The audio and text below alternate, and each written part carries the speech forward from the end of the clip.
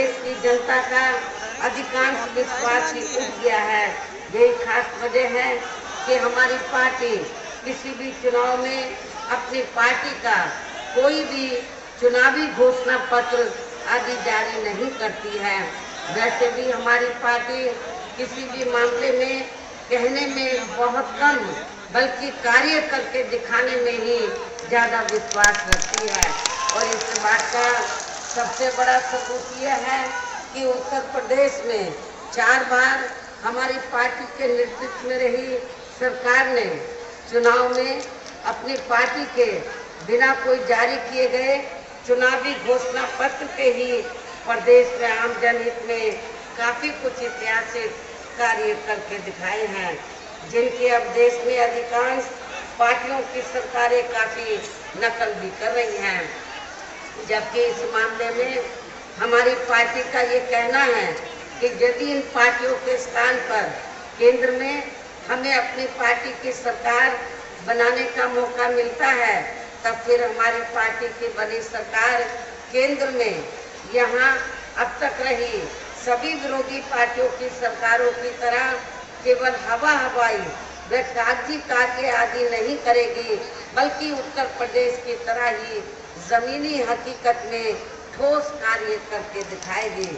और इस संदर्भ में खासकर मैं ये कहना चाहूँगी, केंद्र द्वारा देश में पिछले कुछ समय से अति गरीब परिवारों को अस्थायी तौर पर फ्री में जो थोड़ी सी खाद्य सामग्री दी जा रही है, तो उससे इनका स्थायी तौर पर भला होने वाला नहीं है।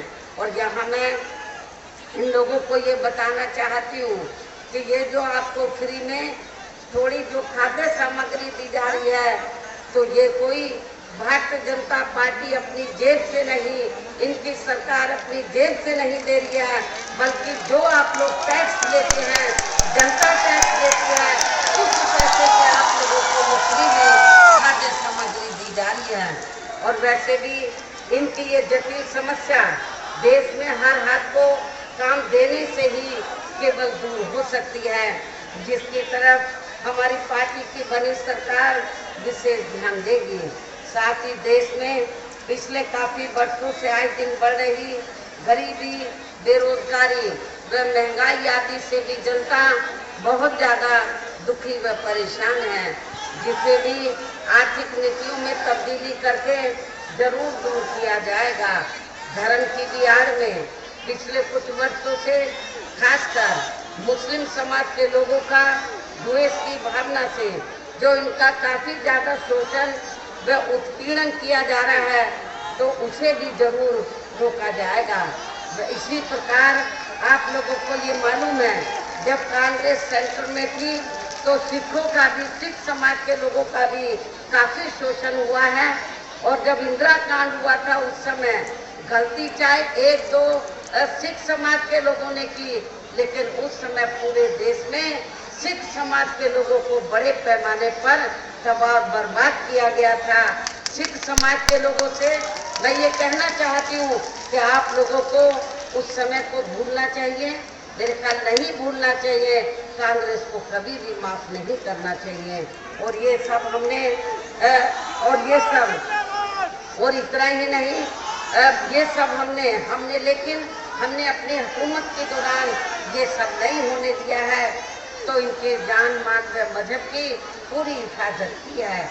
इसके अलावा हमने यूपी में सब समाज में से गरीब एवं बेरोजगार लोगों को बेरोजगारी भत्ता आदि न देकर उन्हें बड़ी तादाद में रोटी रोजी के साधन भी उपलब्ध कराए हैं, जो अब ये कार्य भी अधिकांश ठंडे ही पड़े हैं, जिनको फिर सरकार बनने पर प्राथमिकता दी जाएगी। कहने का तात्पर्य ये है कि देश में इस समय हो रहे लोकसभा चुनाव में विरोधी पार्टियों के जारी किए गए उनके हवाई व प्रलोभन भरे चुनावी घोषणा पत्रों आदि के बहकावे में अब यहाँ खासकर देश के अति गरीबों, मजदूरों, बेरोजगारों एवं अन्य मेहनतकश लोगों को बिल्कुल भी नहीं आना है। और अब इन्हें ऐसी सभी विरोधी पार्टियों को हर हालत में केंद्र की सत्ता में आने से जरूर रोकना है, जिनकी कथनी व करने में काफी अंतर रहा है तथा जिन्हें ये लोग वर्षों से आजमा भी चुके हैं। ऐसे में अब मेरा यही कहना है कि आप लोगों को अपने खुद के व अपने प्रदेश व क्षेत्र तथा देश के भी हित में अपने वोटों को यहाँ कांग्रेस, बीजेपी व अन्य विरोधी पार्टियों को न देकर केवल अपनी एकमात्र हितैषी पार्टी बहुजन समाज पार्टी को ही देना है, जो ये पार्टी उत्तर प्रदेश की तरह ही केंद्र में भी अपनी पार्टी की सरकार बनने पर फिर पूरे देश में यहाँ अपनी पार्टी की सर्वजन हिताय व सर्वजन सुखाय की नीतियों पर आधारित ये सरकार चलाएगी। इसके साथ साथ केंद्र से जुड़ी आपके क्षेत्र की जो भी यहाँ स्थानीय समस्याएं होंगी तो उन्हें भी फिर दूर करने का हर संभव पूरा प्रयास किया जाएगा। साथ ही यहाँ गरीबों, मजदूरों, बेरोजगारों, कर्मचारियों, किसानों, छोटे व्यापारियों एवं अन्य मेहनतकश लोगों के हितों का भी विशेष ध्यान रखा जाएगा। सर्व समाज में से खासकर दलितों, आदिवासियों, पिछड़े वर्गों, मुस्लिम व अन्य धार्मिक अल्पसंख्यक समाज के लोगों के विकास एवं उत्थान के साथ साथ हर स्तर पर इनकी सुरक्षा आदि के लिए भी सख्त कदम उठाए जाएंगे और तभी फिर यहाँ वास्तव में अपने देश के महान संतों, गुरुओं व महापुरुषों में भी विशेषकर महात्मा ज्योतिराव फूले, श्री छत्रपति शाहू जी महाराज, श्री नारायण गुरु, बाबा साहब डॉक्टर भीमराव अंबेडकर एवं मान्यवर श्री कांशीराम जी आदि का अधूरा रहा सपना जरूर साकार हो सकता है, जिनको यूपी में हमारी पार्टी की रही सरकार द्वारा हर स्तर पर पूरा आदर सम्मान दिया गया है। इन्हीं खास बातों के साथ ही अब मेरा देश व आपके स्टेट के भी हित में, आपके क्षेत्र के भी हित में यही कहना है कि हमारी पार्टी ने यहाँ जिनको भी लोकसभा के लिए चुनाव के मैदान में उतारा है, हमारी पार्टी ने यहाँ जिनको भी लोकसभा के लिए चुनाव के मैदान में उतारा है, हमने आपके यहाँ खीरी लोकसभा की सीट से श्री अंशय कालरा को, जो पंजाबी समाज के ताल्लुक हैं, इनको हमने यहाँ टिकट दिया है। आपको मैं ये बताना चाहती हूँ, पहले हमने इनको चुनाव लड़ाने का फैसला गाजियाबाद से लिया था, लेकिन जब हमें मालूम हुआ कि गाजियाबाद में सिख और पंजाबी समाज ये लखीमपुर खीरी की तुलना में कम है, लखीमपुर खीरी में ज़्यादा है, तो फिर हमने गाजियाबाद की जगह गाजियाबाद के स्थान पर इनको लखीमपुर खीरी से चुनाव के मैदान में उतारा है। और आप लोग सब लोग इनको जी जान से जिताने में लगे हैं। धोरारा इससे लगी, धोरारा लोकसभा की सीट है। इस सीट से हमने ब्राह्मण समाज से श्री श्याम किशोर अवस्थी को हमने चुनाव के मैदान में उतारा है। जहाँ मैं ब्राह्मण समाज के लोगों को ये बताना चाहती हूँ कि हमारी पार्टी ने धोरारा से ही ब्राह्मण समाज के व्यक्ति को चुनाव के मैदान में अकेले नहीं खड़ा किया है, बल्कि उत्तर प्रदेश में हमने ब्राह्मण समाज के लोगों को काफी टिकट दिए हैं। मुझे नहीं लगता कि हमसे ज्यादा किसी और पार्टी ने ब्राह्मण समाज को अपर कास्ट में टिकट दिए। श्याम सिंह किशोर अवस्थी धोरारा से हमने इनको खड़ा किया है। और इसी प्रकार सीतापुर लोकसभा की सीट है। लोग कहते हैं, समाजवादी पार्टी के लोग कहते हैं कि बीएसपी यादव समाज के खिलाफ है। हमारी पार्टी यादव समाज के खिलाफ नहीं है, बल्कि समाजवादी पार्टी की जो सोच है, नीतियां हैं, उनके खिलाफ है। किसी वर्ग विशेष के खिलाफ नहीं है।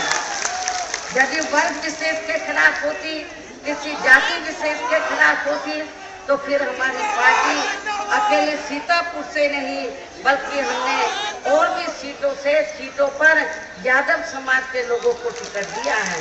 हमने सीतापुर लोकसभा की सीट से श्री महेंद्र सिंह यादव को चुनाव के मैदान में उतारा है, जिनको जिताने में आप लोग पूरे जी जान से लगे हैं। हमारे तीनों प्रत्याशी आप लोगों के सामने यहाँ मौजूद हैं, मंच पर मौजूद हैं, तो उन्हें आपको जरूर कामयाब बनाना है, जिसके लिए यहाँ पार्टी के सभी स्तर के छोटे बड़े पदाधिकारी एवं कार्यकर्तागण आदि पूरे जी जान से लगे हैं।